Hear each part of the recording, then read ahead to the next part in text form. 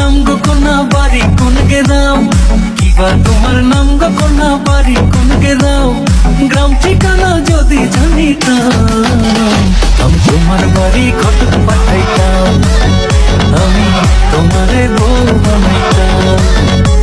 তোমার এলোমেলো চুল আমার মন হইল ব্যাকুল, তোমার এলোমেলো চুল আমার মন হইল ব্যাকুল, যদি তোমার সম্মতি পাইতাম আমি তোমার বাড়ি ঘটক পাঠাইতাম, আমি তোমারে বউ বানাইতাম।